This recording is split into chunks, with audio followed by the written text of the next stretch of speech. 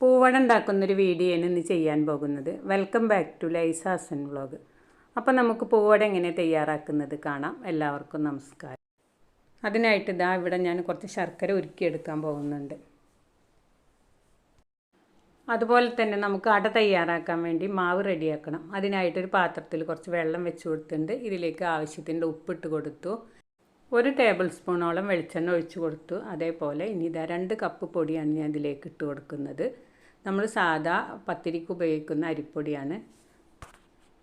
ഇനി നമ്മൾ പത്തിരിക്ക് പൊടി വാട്ടുന്ന അതേപോലെ തന്നെയാണ് ഇത് വാട്ടിയെടുക്കുന്നത്. പത്തിരിക്ക് പൊടി വാട്ടാനൊക്കെ എല്ലാവർക്കും അറിയുന്നുണ്ടാവും. അതേ രീതിയിൽ തന്നെയാണ് ഞാൻ ഇത് വാട്ടിയെടുക്കുന്നത്. ഇനി നമുക്കിത് ചൂടാറിയതിന് ശേഷം നന്നായിട്ടൊന്ന് കുഴച്ച് മയപ്പെടുത്തിയെടുക്കണം.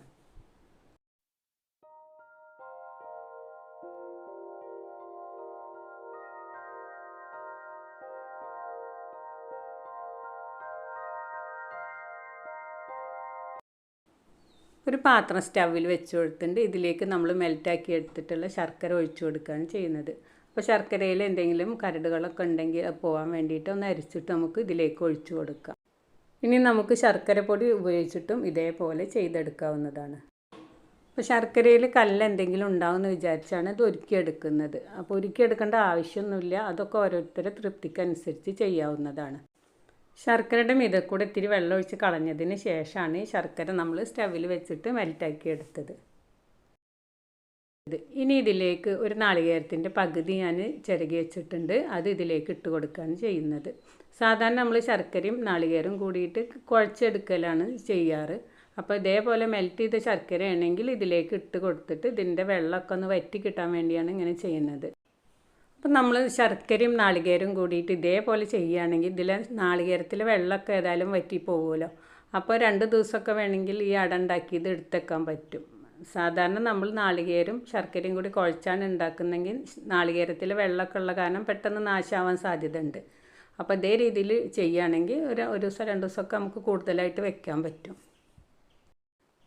ഇനി നമ്മൾ ഈ ശർക്കരയും നാളികേരും കൂടിയിട്ട് ഇതിലത്തൊന്ന് ഡ്രൈ ആക്കി എടുക്കണം. നന്നായിട്ട് ഡ്രൈ ആയിട്ടുണ്ടെങ്കിൽ ഇതിങ്ങനെ കട്ട പിടിച്ച പോലെ ഉണ്ടാവും. അപ്പോൾ അതുകൊണ്ട് അത്ര തന്നെ വേണ്ട. വെള്ളം ഒന്ന് വറ്റിയാൽ നമുക്ക് ഉടനെ ഇറക്കാവുന്നതാണ്. എന്നിട്ട് ചൂടാറിയാലും ഇത് കട്ട പിടിക്കാൻ സാധ്യത ഉണ്ട്. അതുകൊണ്ട് പെട്ടെന്ന് വെള്ളം വറ്റുന്ന സമയമാകുമ്പോഴേക്കും നമ്മളിത് ഓഫാക്കി കൊടുക്കണം. ഇനി നമുക്ക് അരിപ്പൊടി നന്നായിട്ടൊന്ന് പത്തിരിക്ക് കുഴക്കണ പോലെ കുഴച്ചെടുക്കുക.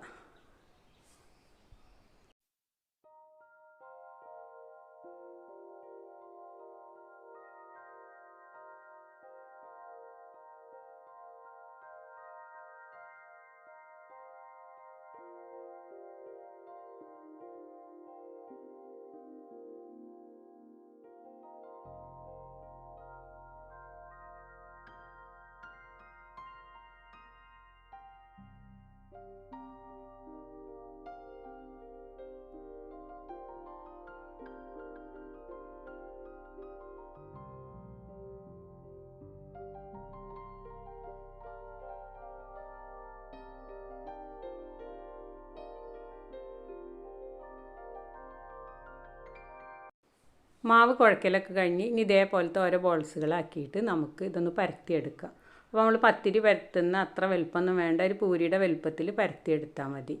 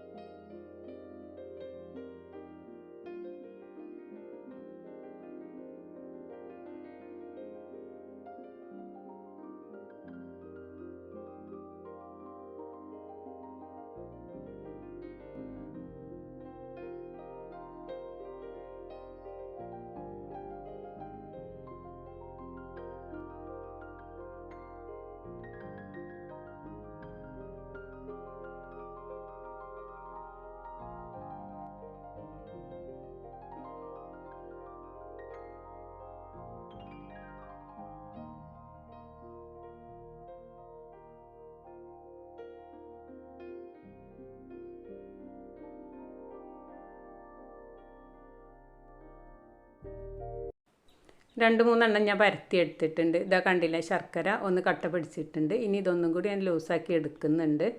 സാധാരണ ഞാൻ കയ്യിൽ വെച്ചിട്ടാണ് ഇത് പരത്തിയെടുക്കാറ്. ഈ സാധനം ഇവിടെ വാങ്ങിയിട്ട് ഒരുപാട് വർഷങ്ങളായി.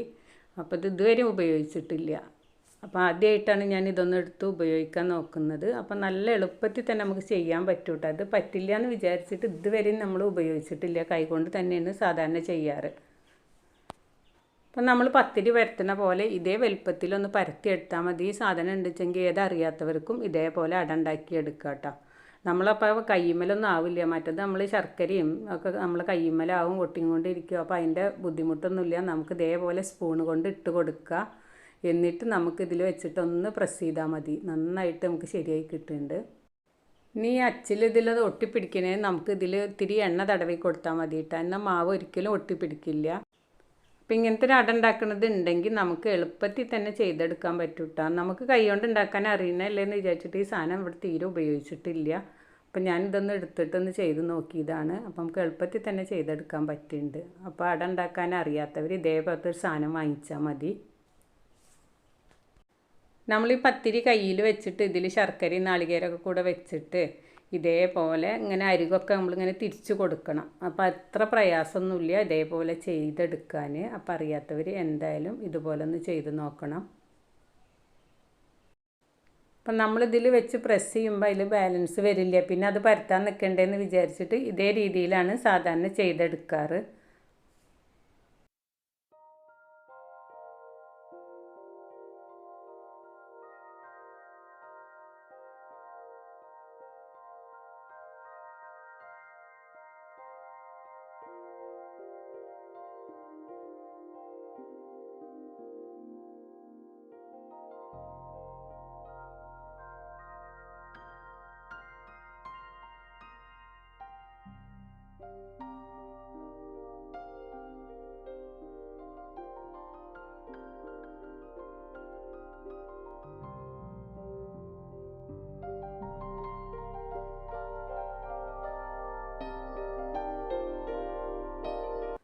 അടയെല്ലാം തയ്യാറാക്കൽ കഴിഞ്ഞു.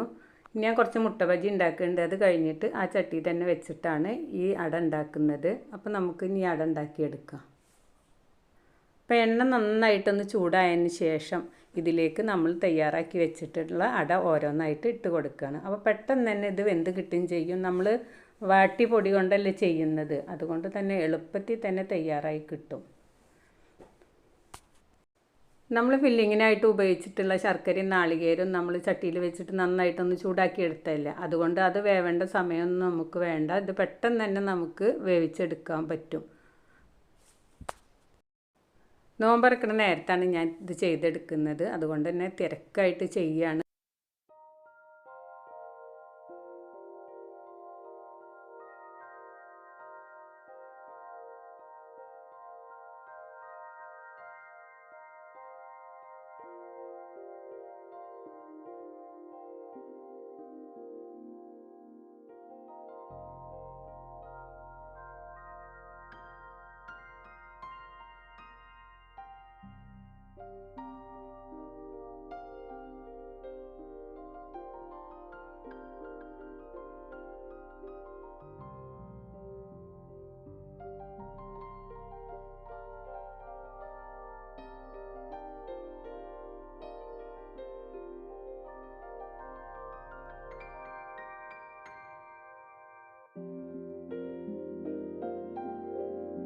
പിന്നെ അട ഉണ്ടാക്കലൊക്കെ ഒരുവിധം കഴിഞ്ഞു. അപ്പോൾ ഉണ്ടാക്കിയത് ഞാൻ ടേബിളിൻ്റെ മീതേക്ക് വെച്ച് കൊടുക്കുകയാണ് ചെയ്യുന്നത്.